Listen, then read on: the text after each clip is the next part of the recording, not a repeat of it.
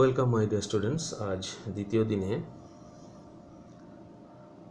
যে বিষয়টা আলোচনা করতে চলেছি সেটা হচ্ছে দশম শ্রেণীর জীবনবিজ্ঞানের একটা অংশ, locomotion as a type of response in animals, অর্থাৎ খুব সহজ কথায় বলতে গেলে প্রাণীদের গমন। তো প্রাণীদের গমন আলোচনা করতে গেলে প্রথমেই আমাদের জানা দরকার গমন বলতে আমরা কী বুঝি। এখানে যে সংজ্ঞাটা দেওয়া হয়েছে তোমরা এটাও করতে পারো বা বই থেকে করতে পারো, বইয়ে যে সংজ্ঞাটা দেওয়া আছে। এখানে যেটা দেওয়া আছে দেখো, বাহ্যিক উদ্দীপকের উপস্থিতিতে বা অনুপস্থিতিতে জৈবিক প্রয়োজনের আভ্যন্তরীণ তাগিদে অঙ্গ প্রত্যঙ্গ সঞ্চালনের মাধ্যমে জীবের পরিমাপযোগ্য দূরত্ব অতিক্রম করাকে গমন বলে। খুব ডিটেলসভাবে সংজ্ঞাটা দেওয়া আছে। যদি তোমাদের এতটা মনে রাখতে অসুবিধা হয় সেক্ষেত্রে এটাকে ছোট করে নিতে পারো। ছোট করে বলতে পারো যে প্রক্রিয়ায় জীব উদ্দীপনার প্রভাবে বা স্বতঃস্ফূর্তভাবে অঙ্গ প্রত্যঙ্গ সঞ্চালনের মাধ্যমে সামগ্রিকভাবে স্থান পরিবর্তন করে তাকেই বলা হচ্ছে গমন। স্বাভাবিকভাবেই এই গমনটা আমরা জানি উদ্ভিদের ক্ষেত্রে দেখা যায় না, কেবলমাত্র প্রাণীদের ক্ষেত্রেই দেখা যায়। কিছু কিছু নিম্ন শ্রেণীর উদ্ভিদ গমনে সক্ষম। আমাদের আজকের আলোচনায় কিন্তু উদ্ভিদের গমন না বলে ওটাকে চলন বলা হয়। চলন এবং গমনের কিছু পার্থক্য আছে, সে প্রসঙ্গে আলোচনার সময় পেলে করা যাবে। আজকের যেটা মেন আলোচনার বিষয় প্রাণীদের গমন, সেখানেই আমাদের অ্যাটেনশনটা থাকবে। তো সেক্ষেত্রে প্রাণীদের ক্ষেত্রেই প্রধানত গমন দেখা যাচ্ছে এবং এই গমনের উদ্দেশ্যগুলো কী কী, নেক্সট পয়েন্ট, অর্থাৎ what are the motivations behind the locomotion বা পারপাস অফ লোকোমোশনস। চারটে আমাদের মোটিভেশন বা পারপাস আছে। 1 নম্বর হচ্ছে খাদ্য সংগ্রহ বা খাদ্যের অন্বেষণের জন্য, 2 নম্বর হচ্ছে বাঁচার জন্য অনুকূল পরিবেশের সন্ধান, 3 নম্বর হচ্ছে প্রজনন বা জৈবিক প্রয়োজন, এবং 4 নম্বর হচ্ছে আত্মরক্ষা। এই 4টে পয়েন্ট আমাদের মনে রাখতে হবে, আর কিচ্ছু এখানে মনে রাখার দরকার নেই। এরপরের আমরা যেটা চলে আসবো সেটা হচ্ছে কি কি প্রাণী আমাদের এই গমন সম্পর্কে জানতে হবে, কোন কোন প্রাণীদের গমন অঙ্গ এবং তাদের গমন পদ্ধতি আমাদের জানতে হবে, সেটা আমরা দেখে নিই একটু। মোট আমাদের সিলেবাসে 6টা প্রাণীদের গমন অঙ্গ এবং তার গমন পদ্ধতি, 6টা প্রাণী, মোট 6টা প্রাণীর গমন অঙ্গ, নাম এবং তাদের গমন পদ্ধতি খুব সংক্ষেপেই আমাদের জানতে হবে। 6টা প্রাণী কী কী? 1 নম্বর অ্যামিবা, 2 নম্বর হচ্ছে ইউগ্লিনা, 3 নম্বর হচ্ছে প্যারামেসিয়াম, 4 নম্বর যেটা হচ্ছে সেটা হচ্ছে মাছ, 5 নম্বর হচ্ছে পাখি, এবং সর্বশেষ সেটা হচ্ছে মানুষ। এই 6টা প্রাণী গমন অঙ্গের নাম আমরা কিছুটা হয়তো জানি, বিশেষ করে এখানে লক্ষ্য করলে দেখতে পাবো 3টে মেরুদণ্ডী প্রাণী আছে এবং 3টে অমেরুদণ্ডী প্রাণী আছে। অ্যামিবা, ইউগ্লিনা, প্যারামেসিয়াম, এই 3টে হচ্ছে অমেরুদণ্ডী প্রাণী, এবং মজার কথা 3টেই কিন্তু একই পর্বভুক্ত। ক্লাস 9 আমরা এটা জেনেছি যে প্রোটোজোয়া পর্বভুক্ত প্রাণী কি কি আছে। সেই উদাহরণ দিতে গেলেই স্বাভাবিকভাবেই এই অ্যামিবা, ইউগ্লিনা, প্যারামেসিয়াম নামগুলো এসে যায়। তো অ্যামিবার গমন অঙ্গের নাম ক্ষণপদ বা সিডোপোডিয়া, ইউগ্লিনার ক্ষেত্রে ফ্লাজেলা এবং প্যারামেসিয়ামের ক্ষেত্রে সিলিয়া। গমন পদ্ধতি খুব সহজ। অ্যামিবার ক্ষেত্রে এই নাম অনুযায়ী হচ্ছে কি অ্যামিবয়েড গমন পদ্ধতি, ইউগ্লিনার ক্ষেত্রে হচ্ছে ফ্লাজেলার গমন বা ফ্লাজেলারি গমন, চলন কথাটা বলা ঠিক নয়। প্যারামেসিয়ামের ক্ষেত্রে সিলিয়ারি গমন, অর্থাৎ প্যারামেসিয়ামের আমরা গমন অঙ্গ কী দেখলাম? সিলিয়া। ইউগ্লিনার ক্ষেত্রে ফ্লাজেলা, আর অ্যামিবার ক্ষেত্রে ক্ষণপদ। এই 3টে বিষয় কিন্তু আমাদের আগে মনে রাখতে হবে। এইগুলো থেকে কিন্তু খুব MCQ কোশ্চেন আসে। নেক্সট এদিকে মাছ, মাছের গমনাঙ্গ আমরা সবাই জানি, এগুলো পড়ার দরকার হয় না, কিছু কিছু জিনিস আমাদের না পড়েই কিছুটা আমাদের নলেজে আছে। অলরেডি আমাদের এটা জানা আছে যে মাছ পাখনার সাহায্যে গমন করে এবং কিভাবে গমন করে সেটাও আমরা জানি, সাঁতার কেটে, যেটাকে বলা হয় সন্তরণ বা সুইমিং। পাখির ক্ষেত্রে পাখির গমনাঙ্গ ডানা, পা হচ্ছে সেকেন্ডারি গমনাঙ্গ, আমাদের এখানে প্রধান গমনাঙ্গটাই জানতে হবে ডানা। এবং গমন পদ্ধতি, প্রধান গমন যে পদ্ধতি সেটা হচ্ছে ফ্লাইং অর্থাৎ উড্ডয়ন। আর নেক্সট হচ্ছে মানুষ, মানুষের ক্ষেত্রে গমনাঙ্গ দুটো পা, দুটো পায়ের সাহায্যে গমন করে বলেই এই মানুষের গমন পদ্ধতিটার নাম হচ্ছে দ্বিপদ গমন পদ্ধতি, দ্যাট ইজ ওয়াকিং। বাইপেডাল মুভমেন্ট বলা হয় এটাকে। এই রানিং, সুইমিং এবং ক্রলিংগুলোকে আমরা বলবো না, মেনশন করব না। ওকে, নেক্সট যেটা আমরা আসবো এবার, অ্যামিবার সম্পর্কে একটু খুব সংক্ষেপে দেখে নিই। প্রাণীর নাম অ্যামিবা, গমনাঙ্গের নাম একটু আগে বললাম ক্ষণপদ, পদ্ধতির নাম অ্যামিবয়েড গমন। কি করে গমন করছে সেটাকে আমরা একটু লক্ষ্য করি। চিত্র দেওয়া আছে, তোমরা চিত্রটা লক্ষ্য করো এবং ওখানে পরিষ্কারভাবে মেনশন করে দেওয়া হয়েছে গমন পদ্ধতিটা 3টে পয়েন্টের মাধ্যমে।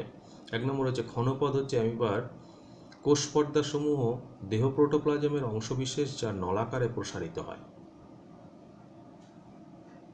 এইটা হচ্ছে প্রোটোপ্লাজম, এই প্রোটোপ্লাজমের অংশটা কিন্তু কোষপর্দাকে নিয়ে একটা নলাকার গঠন সৃষ্টি করছে, দ্যাট ইজ সিউডোপোডিয়া বা ক্ষণপদ। নাম্বার 2, গমনের সময় দেখো, গমনের সময় ক্ষণপদ সামনের দিকে প্রসারিত হয় এবং কোনো কঠিন বস্তুর সঙ্গে ক্ষণপদটিকে দৃঢ়ভাবে আবদ্ধ করে। সর্বশেষ পয়েন্ট, এরপর পিছনের প্রোটোপ্লাজম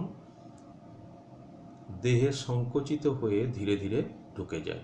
এই হচ্ছে mechanism of movement of amoeba, গমন পদ্ধতিটা। পদ্ধতির নাম অ্যামিবয়েড গমন পদ্ধতি।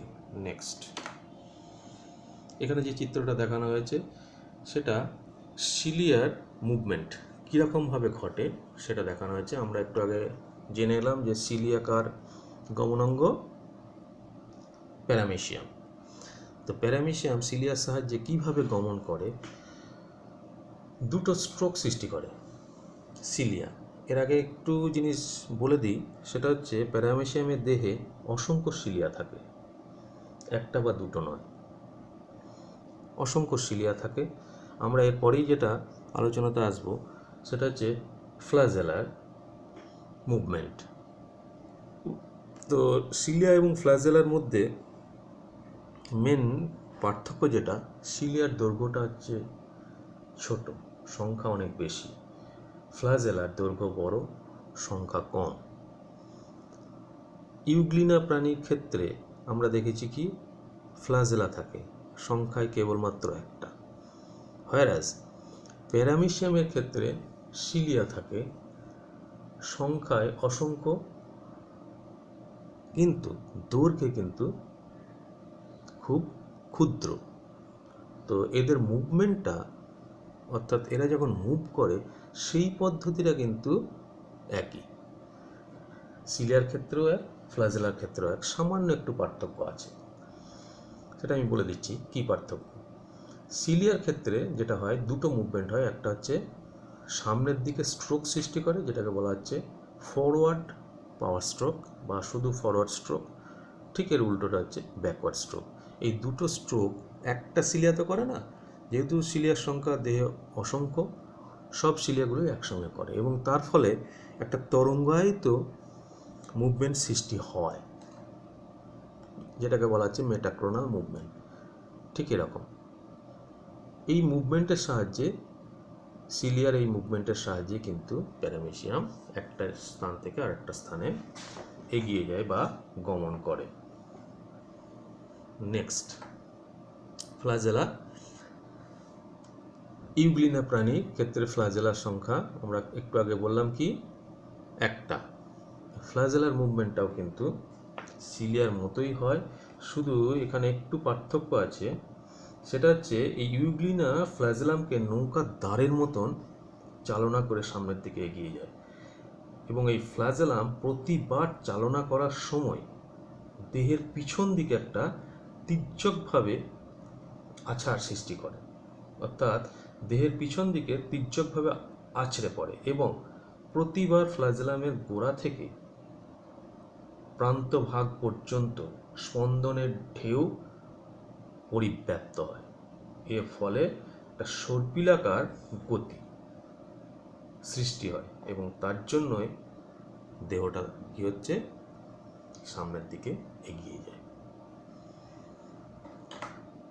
নেক্সট এবার যেটা আমরা আসতে চলেছি সেটা হচ্ছে পাখির মুভমেন্ট।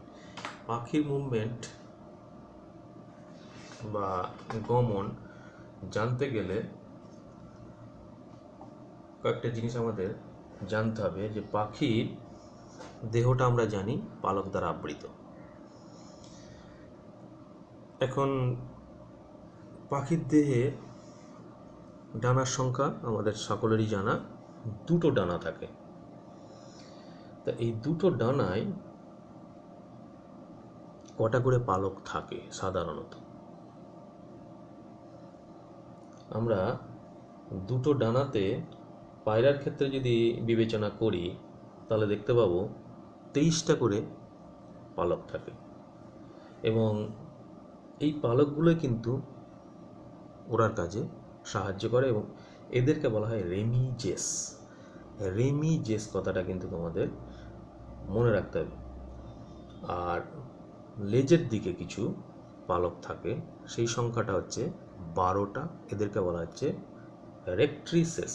তাহলে রেমিজেস এবং রেক্ট্রিসেসকে আগে মনে রাখতে হবে। আর পাখির ক্ষেত্রে বা পায়রার ক্ষেত্রে উড্ডয়নে সাহায্য করে 3টে পেশি। এই 3টে পেশির নাম আমাদের মনে রাখতে হবে। কি কি? 1 নম্বর হচ্ছে পেক্টোরালিস মেজর। দেখো চিত্রটা এবার, পেক্টোরালিস মেজর এই পেশিটা দুই দিকেই আছে। নেক্সট যেটা আছে সেটা হচ্ছে দেখাচ্ছি পেক্টোরালিস মাইনর। একটা দেখলাম কি পেক্টোরালিস মেজর, আর একটা হচ্ছে পেক্টোরালিস মাইনর। এই দুটোই হচ্ছে প্রধান। এর সাথে আরেকটা পেশি পাখির উড্ডয়নে সাহায্য করে, সেটা হচ্ছে কোরাকো ব্রাকিয়ালিস। এদের পদ্ধতিটা আমি একটু খুব সংক্ষেপে আলোচনা করে দিচ্ছি। এই পেক্টোরালিস মেজর এবং পেক্টোরালিস মাইনর এরা যখন সংকুচিত হয়, প্রথমে পেক্টোরালিস মেজর যখন সংকুচিত হয় ডানাটা তখন নেমে আসে, আবার ঠিক পেক্টোরালিস মাইনর যখন সংকুচিত হয় ডানাটা উপর দিকে উঠে যায়। তাহলে কোরাকোব্রাকিয়ালিস যখন সংকুচিত হবে ডানাটা সামনের থেকে পিছনের দিকে প্রসারিত হবে, অর্থাৎ মুভ করবে। তাহলে 3টে পেশি ক্রমান্বয়ে সংকোচন প্রসারণের ফলে কিন্তু পায়রা তার ডানাটাকে নাড়িয়ে আকাশে উঠতে পারে। ঠিক আছে, নেক্সট মাছের ক্ষেত্রে আমরা গমনাঙ্গের নাম বললাম কি? পাখনা পদ্ধতি সন্তরণ। কিভাবে করে মাছ গমন? এখানে এই পাখনার সংখ্যাগুলোকে মনে রাখবে তোমরা, কতগুলো পাখনা আছে এবং সেগুলো কি কি। 7টা পাখনা আছে, বক্ষ পাখনা, শ্রোণী পাখনা, পুচ্ছ পাখনা, পৃষ্ঠ পাখনা। এই পাখনার নামগুলো কিন্তু তোমাদের আগে মনে রাখতে হবে, এবং পায়ু পাখনা। তো বক্ষ পাখনা এবং শ্রোণী পাখনা বাদ দিয়ে বাকি পৃষ্ঠ পাখনা, পুচ্ছ পাখনা এবং পায়ু পাখনা সবগুলো একটা করে আছে, আর বক্ষ পাখনা এবং শ্রোণী পাখনা 2টো করে, অর্থাৎ 1 জোড়া করে আছে। সন্তরণটা ক্ষেত্রে প্রধান যে পাখনাটা ভূমিকা নেয়, সবগুলোরই ভূমিকা আছে, প্রধান ভূমিকা হচ্ছে কিন্তু পুচ্ছ পাখনা। পুচ্ছ পাখনাটা এই কারণেই প্রধান, কারণ মাছ যেদিকে যাবে, বাঁ দিকে বা ডান দিকে, পুচ্ছ পাখনাটা কিন্তু তার ঠিক অপোজিটে ঘুরবে। অর্থাৎ এটাকে যদি আমি একটু উল্টোভাবে বলি, ওই মাছটা যদি ডান দিকে যেতে চায় পুচ্ছ পাখনাটাকে বাঁ দিকে ঘোরাবে, মাছ যদি বাঁ দিকে যেতে চায় পুচ্ছ পাখনাটাকে ডান দিকে ঘোরাবে। তো সেটাই চিত্রতে দেখানো হয়েছে। এখানে লক্ষ্য করে দেখো যে এই পুচ্ছ পাখনাটা বাঁ দিকে ঘুরেছে, মাছের কিন্তু মুভমেন্টটা ডান দিকে হচ্ছে। পুচ্ছ পাখনা এখানে কি ডান দিকে ঘুরেছে, মাছের মুভমেন্টটা কিন্তু বাঁ দিকে হচ্ছে। এইভাবে কিন্তু মাছ সন্তরণের মাধ্যমে এগিয়ে যায়। মানুষের ক্ষেত্রে এবার আসা যাক। মানুষের গমন পদ্ধতি নাম হচ্ছে দ্বিপদ গমন পদ্ধতি। দ্বিপদ গমন পদ্ধতিতে এক্ষেত্রেও কিন্তু আমাদের এই গমনের সাহায্যকারী কয়েকটা পেশির নাম মনে রাখতে হবে। আগে একটু বিষয়টা বলে নিই, তারপরে আমি পেশিগুলো আলাদা আলাদা করে নামগুলো বলবো। মানুষের দ্বিপদ গমনের সময় কি হচ্ছে, বাম পা ও ডান হাত এবং ডান পা ও বাঁ হাত একত্রে অগ্রসর হয়। এর ফলে গমনকালে দেহের ভারসাম্য রক্ষিত হয়। গমনকালে পা তোলার আগে প্রথমে গোড়ালি উপরের দিকে ওঠে ও হাঁটু ভাঁজ হয়। তারপর 3 নম্বর পয়েন্ট, ওই পাটি মাটি থেকে উঠে সামনের দিকে এগিয়ে যায়। এই সময় দেহের ভার রক্ষিত হয়। বাঁ পা আগের পদ্ধতিতে স্থানান্তরিত হয়ে স্থাপিত হলে তারপর ডান পা একই পদ্ধতিতে ভাঁজ হয় এবং ক্রমান্বয়ে এই পদ্ধতিটা রিপিটেশন বা পুনরাবৃত্তি হওয়ার ফলে কিন্তু আমরা একটা স্থান থেকে অন্য স্থানে এগিয়ে যাই। এইখানে এবার তোমাদের জন্য যেটা আমি করেছি, যে যে জিনিসগুলোকে পড়লাম সেইগুলো তোমরা খাতায় ঠিক এইভাবে একটা চার্ট তৈরি করবে, যে চার্টে 3টে কলাম তৈরি করে প্রথম কলামে প্রাণীর নাম, সেকেন্ড কলামে গমনাঙ্গের নাম এবং থার্ড কলামে গমন পদ্ধতি নিজের মতন করে এটাকে নিজের ভাষায় লিখে রাখবে। খুব সংক্ষেপে আমি একটু বলে নিচ্ছি। অ্যামিবা, ঘনপথ বা সিউডোপোডিয়া গমন পদ্ধতি। অ্যামিবার দেহের প্রোটোপ্লাজমের ঘনত্বের পরিবর্তন দ্বারা ঘনপদের সৃষ্টি হয়। 2 নম্বর হচ্ছে অ্যামিবা যেদিকে গমন করতে চায় সেদিকের এক্টোপ্লাজম বৃদ্ধি পায় এবং বৃদ্ধি পেয়ে ঘনপদ সৃষ্টি করে। ঘনপদটিকে কোনো বস্তুর সঙ্গে আটকে নেয়। তারপরে এন্ডোপ্লাজম, প্রোটোপ্লাজমের কথাটা আগে বলেছি, তার দুটো পার্ট, একটা বাইরের দিকে পার্টকে বলা হচ্ছে এক্টোপ্লাজম, ভিতরের দিকে পার্টকে বলা হচ্ছে এন্ডোপ্লাজম। এই এন্ডোপ্লাজম ওই ঘনপদের মধ্যে প্রবাহিত হয়। অ্যামিবার পশ্চাৎ অংশ সামনের দিকে তখন এগিয়ে যায়। প্যারামেশিয়াম, সিলিয়ারি গমন। 1 নম্বর পয়েন্ট দেখো, সিলিয়াগুলির সঞ্চালনের মাধ্যমে জলের মধ্যে একটা ঘাত সৃষ্টি হয়, যেটা আমি চিত্রতে দেখালাম কিভাবে সৃষ্টি হয়। জলে তরঙ্গের সৃষ্টি হয় এবং ওই তরঙ্গের সাহায্যে প্যারামেশিয়াম তখন স্থান পরিবর্তন করে। নেক্সট হচ্ছে ইউগ্লিনা গমন পদ্ধতি, বলা হয়েছে আগে ফ্লাজেলারি গমন। কীরকম? নাম্বার 1, সিলিয়ার মতো ফ্লাজেলার সাহায্যেও জলে তরঙ্গ সৃষ্টি করা যায়। ইউগ্লিনা তার ফ্লাজেলাকে চাবুকের মতন সঞ্চালন করে, জলে সক্রিয় ঘাত সৃষ্টি করে এবং তার ফলে প্রাণীটি সামনের দিকে এগিয়ে যায়। নেক্সট হচ্ছে মৎস্য গমনাঙ্গের নাম হচ্ছে পাখনা এবং মায়োটম পেশি। পদ্ধতি, পাখনার সংখ্যা একটু আগে যেটা বললাম কতগুলো, 7টা। কি কি পাখনা? বক্ষ পাখনা, শ্রোণী পাখনা, পৃষ্ঠ পাখনা, পায়ু পাখনা এবং পুচ্ছ পাখনা কটা করে আছে। পদ্ধতিটাকে দেখা যাক কীরকম। বক্ষ পাখনার ভূমিকা কী, পৃষ্ঠ পাখনার ভূমিকা কী, উচ্চ পাখনার ভূমিকা কী? বক্ষ পাখনা এবং শ্রোণী পাখনার ভূমিকাটা অনেকটা একই, পৃষ্ঠ পাখনা এবং পায়ু পাখনার ভূমিকাটাও একই, উচ্চ পাখনার ক্ষেত্রে একটু আলাদা। দেখা যাক কী কী ভূমিকা। বক্ষ পাখনা এবং শ্রোণী পাখনা জলে ওঠানামা করতে এবং স্থিরভাবে ভেসে থাকতে সাহায্য করে। পৃষ্ঠ পাখনা এবং পায়ু পাখনা সামনের দিকে এগিয়ে যেতে সাহায্য করে ও দেহের ভারসাম্য বজায় রাখতে সাহায্য করে। পুচ্ছ পাখনা দিক পরিবর্তনে সাহায্য করে। তাহলে মায়োটম পেশির ভূমিকা কি? মায়োটম পেশি মেরুদণ্ডের দুপাশে ভি আকৃতি বিশিষ্ট অবস্থান করে। এই পেশির পর্যায়ক্রমিক সংকোচন এবং প্রসারণের ফলে মাছের মেরুদণ্ডটিও কি হচ্ছে, পর্যায়ক্রমে আন্দোলিত হয় এবং তার ফলে মাছ সামনের দিকে এগিয়ে যায়।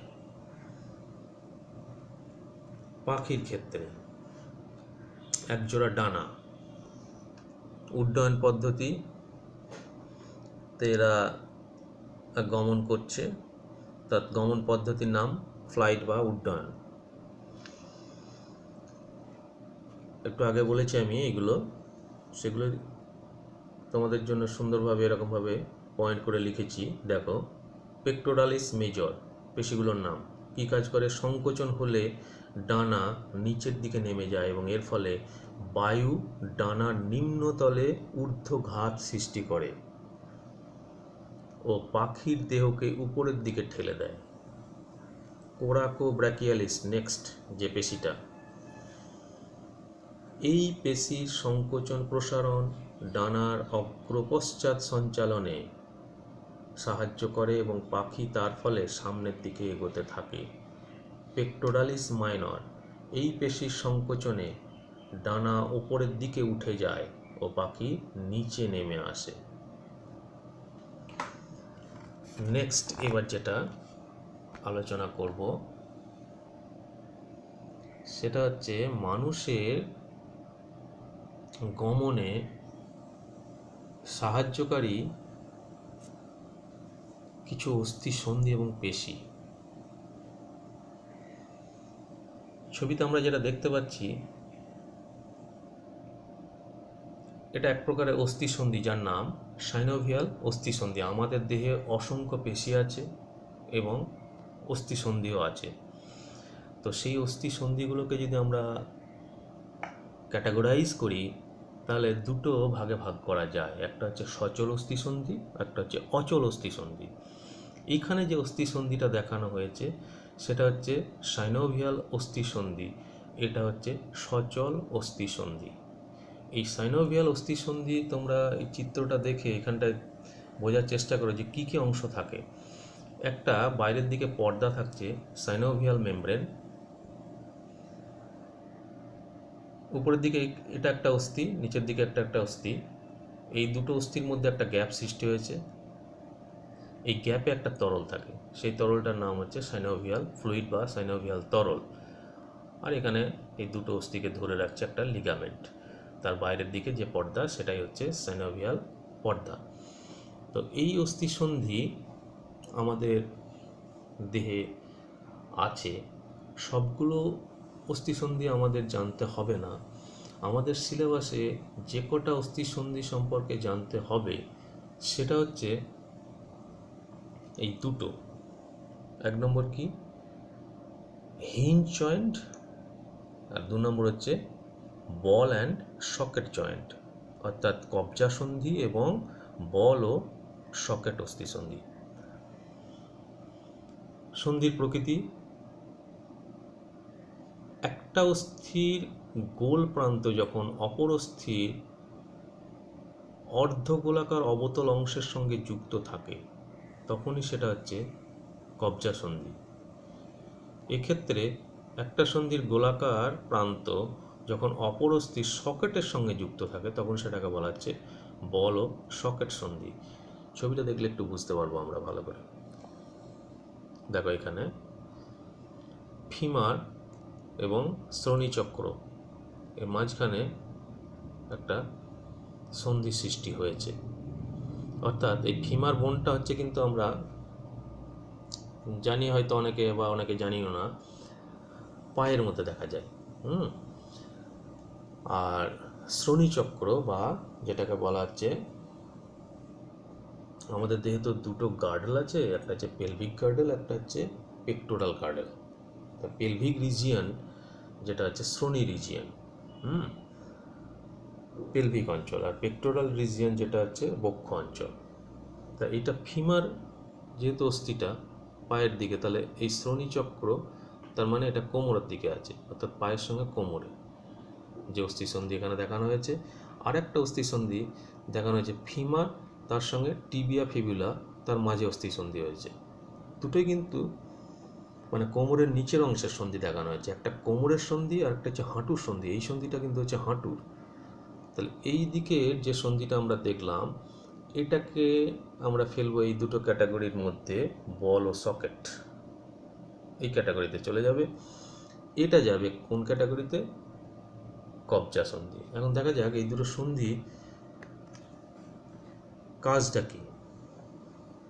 এই ধরনের অস্থিসন্ধিগুলো, অর্থাৎ প্রথম দিকে যে সন্ধিটা বললাম কবজা সন্ধি, কি হচ্ছে না কেবল একটা নির্দিষ্ট দিকে সঞ্চালিত হয়, বিপরীত দিকে সঞ্চালিত হতে পারে না। কনুয়ের সন্ধি এবং হাঁটুর সন্ধি প্রকৃতি একই। অন্যদিকে বল ও সকেট নির্দিষ্ট দিকে সঞ্চালিত হয় না। এই ধরনের অস্থিসন্ধি কি সব দিকেই সঞ্চালিত হয়।